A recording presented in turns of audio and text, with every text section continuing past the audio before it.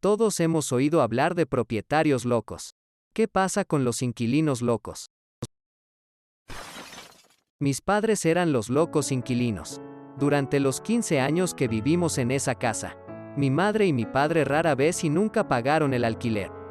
Pasaban 6 meses sin pagar y creo que incluso una vez un año entero.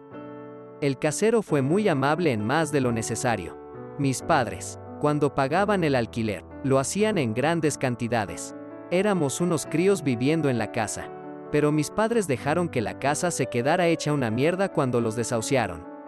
Había un enorme agujero en el suelo del baño principal, junto al inodoro. Lo sostenían 4x4 para que no se cayera al suelo. Había una gotera en el segundo cuarto de baño y se filtró en mi dormitorio y en el de mi hermana.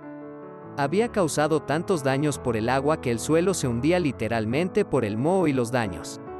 Se cortó la electricidad en un lado de la casa, vivíamos en una casa remolque, y se produjo un incendio eléctrico en nuestro dormitorio. Conseguimos apagar el fuego. Durante los últimos años de secundaria y bachillerato, no tuvimos electricidad en la parte trasera de la casa. El fregadero de la cocina también tenía una fuga. Más daños por agua. Ahora, la pregunta que probablemente te estés haciendo es bueno, ¿por qué no llamaron al casero para que arreglara los desperfectos?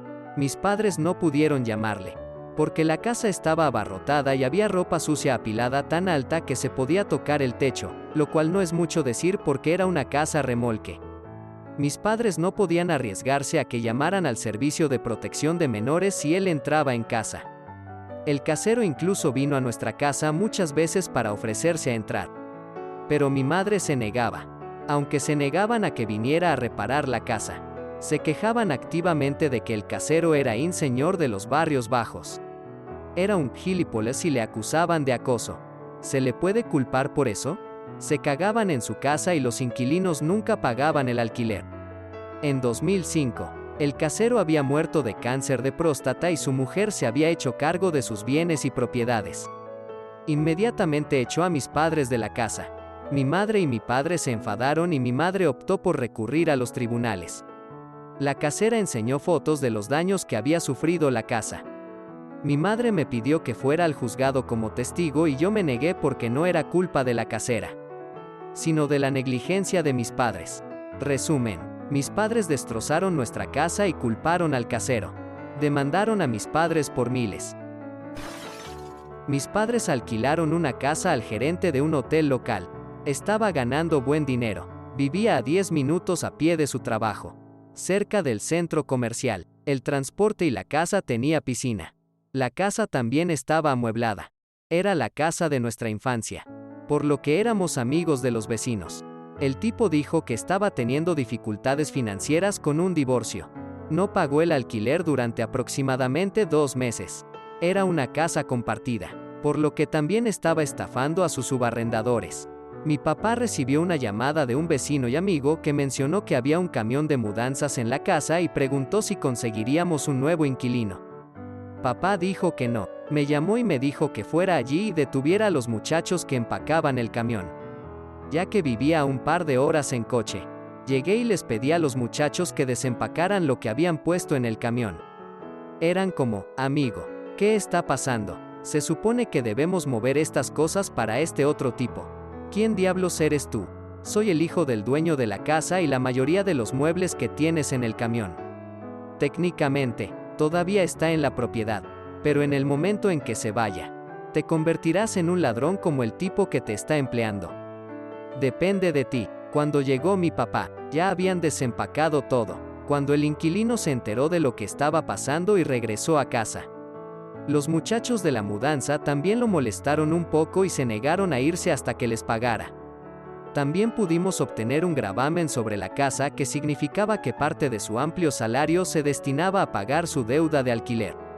Así que funcionó bien al final, pero tan innecesario. No era como si no tuviera el dinero. No necesitaba robar nuestras cosas. Terminó haciéndolo parecer un completo imbécil. Tuve un inquilino en una casa de alquiler que era simpático. Un jubilado tranquilo. Bebía un poco, pero mantenía la casa limpia. Pagaba el alquiler a tiempo y era amable con los vecinos. Un par de años después, Violando nuestro contrato de alquiler, dejó que su hermano menor y la amiga de su hermano se mudaran. Eran adictos a la metanfetamina y también engancharon al viejo. Todo fue rápidamente cuesta abajo. Se obsesionaron con la idea de que el gobierno les espiaba con drones. Se armaban con escopetas y motosierras e iban a disparar a los drones y a derribar nidos de drones. Destruyeron un granero, talaron varios árboles viejos y hermosos. Empezaron a aterrorizar a los vecinos por la noche con focos y escopetas, balbuceando incoherencias sobre drones y control mental. Fue entonces cuando intervino la policía. Debido a la estructura de las leyes estatales, tardé 3 meses en echarlos de casa. Para entonces, habían hecho aproximadamente $12,000 daños a la casa en sí. Tengo un hermano que es un manitas, así que esa estimación es a precio de familia. Lo peor es que, cuando se marcharon, metieron aislante en todas las rejillas de ventilación. Lanzaron varias bombas, altamente combustibles, en la entrada de la caldera de gas y subieron el termostato al máximo.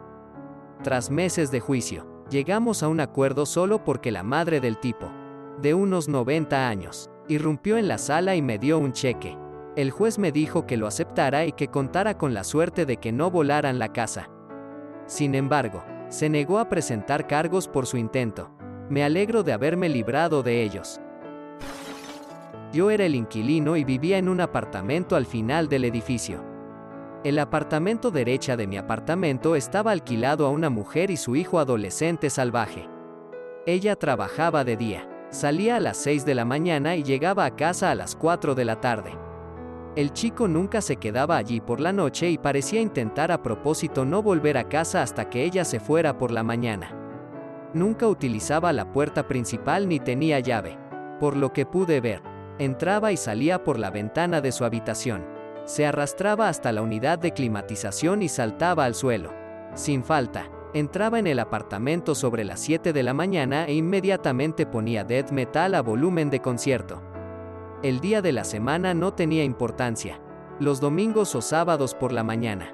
Cuando intentábamos dormir hasta tarde, era lo mismo. Si su madre no estaba era la misma historia. Me quejé al casero, me quejé a su madre. Llamé a la policía. Nada sirvió. Era predecible. Ponía música hasta las 10 de la mañana más o menos. Comía y dormía hasta la noche. Cuando su madre llegaba a casa, entonces se gritaban durante 1 hora hasta que él se escapaba por la ventana de su habitación. Empecé a darle a probar su propia medicina. Si estaba en casa y me aseguraba de que se había acostado a dormir. Ponía mis enormes altavoces en la habitación contigua a su dormitorio y ponía música disco a todo volumen hasta que le oía dar portazos y maldecir. Al final, la policía lo buscaba por algo. Les avisé de cómo entraba y salía del apartamento. La próxima vez lo atraparán. Estuvo fuera un tiempo, pero volvió mucho más tranquilo. Su madre se mudó, pero él siguió entrando y saliendo por la ventana del dormitorio durante semanas. Finalmente, también desapareció. Mi familia alquiló una casa a una pareja. Abandonaron la propiedad. Fui al sótano después de meses sin contacto. Había orina y heces por todas partes.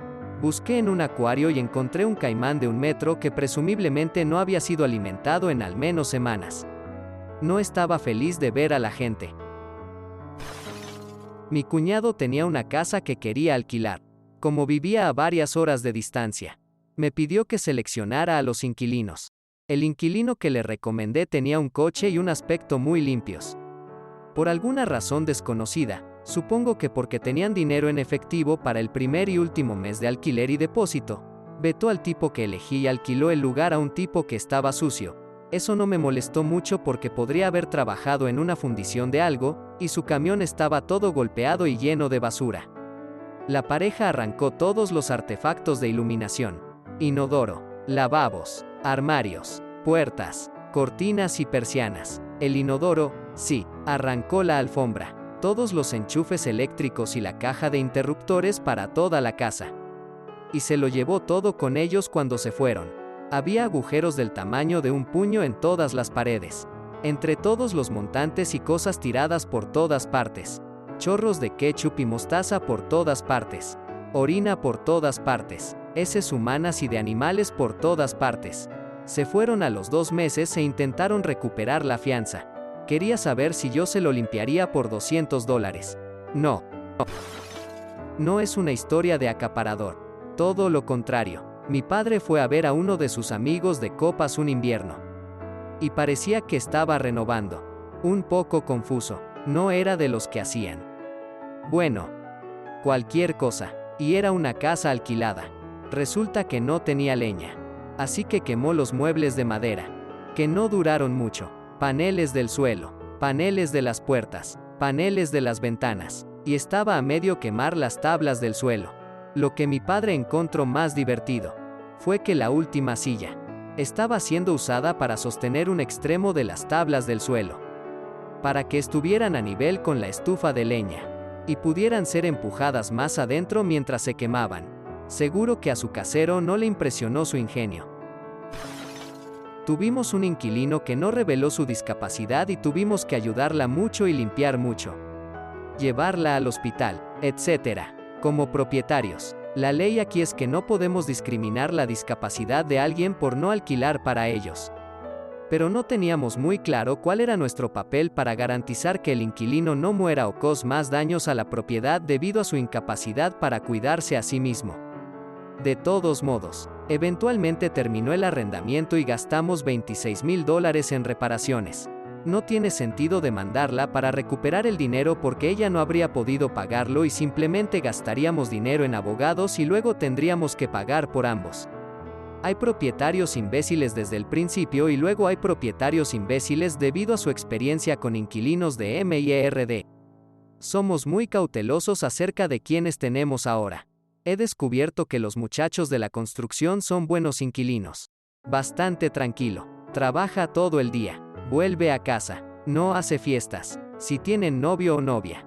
También gente muy simpática. La suite suele estar muy ordenada y ganan lo suficiente para pagar el alquiler a tiempo. Pero podría haber tenido suerte después de la situación anterior. El inquilino encontró una araña y decidió matarla, rociándola con una lata de pintura en aerosol. Dejó líneas aleatorias de pintura en aerosol roja por toda la pared. No estoy seguro de si tenían mala puntería o si la pintura en aerosol no mata a las arañas o ambas cosas. Lamentablemente, no se veían contornos de araña en la pintura. Gracias por mirar. Si te gustó el video, dale a me gusta. Si quieres ver más videos, suscríbete. Y si tienes algo que decir, deja un comentario. Adiós.